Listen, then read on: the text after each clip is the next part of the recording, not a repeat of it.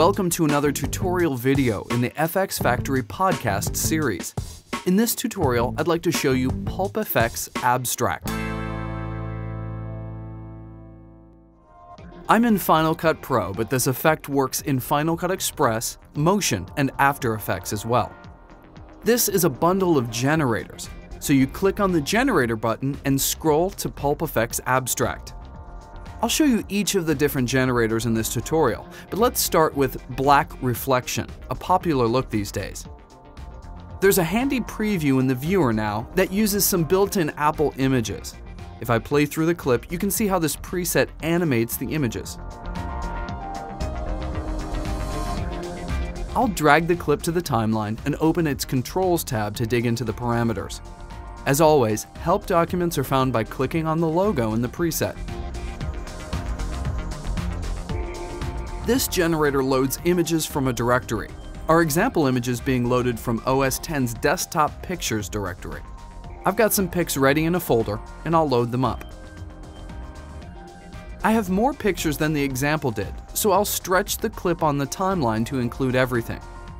You can see that the generator automatically adds in the titles from the picture's file names, a nice time saver. I'll change the background to a different color. I have control over the background opacity. If I set this to 0, it would allow me the transparency to composite this over some other footage. Under timing, we have control over the image duration and transition duration. The media panel settings give you control over the panel around the photo, while the media settings give you control over the size and position of the photo itself.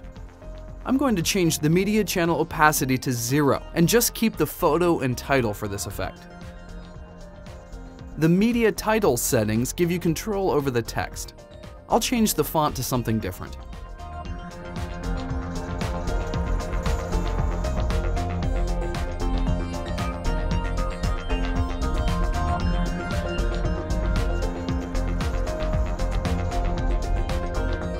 This photo slideshow looks great. I'll save it as a preset.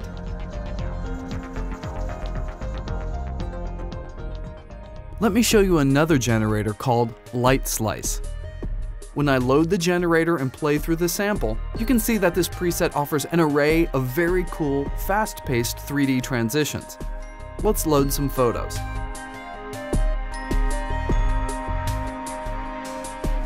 If I move into the middle point of one of these transitions, you can see that the image is broken apart into layers in 3D. I can control the layer count and overlap with these sliders. Don't go too far though. Adding too many layers will start to eat up memory. I'll make a slight adjustment to the overlap value. Also, if I switch over to the Motion tab, I can turn on Motion Blur for a little extra realism.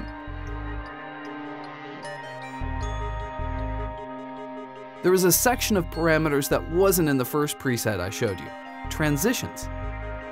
There are a bunch of great built-in transitions that the generator will pull from randomly to create this preset.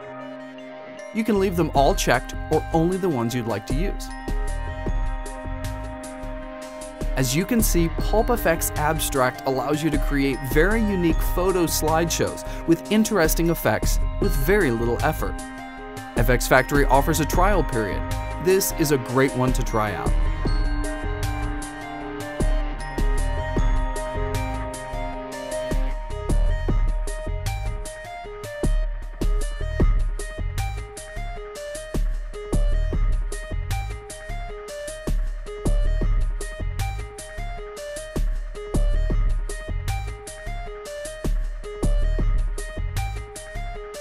FxFactory offers a huge selection of great plugins, and if you don't have them yet, I suggest you go try them out at noiseindustries.com.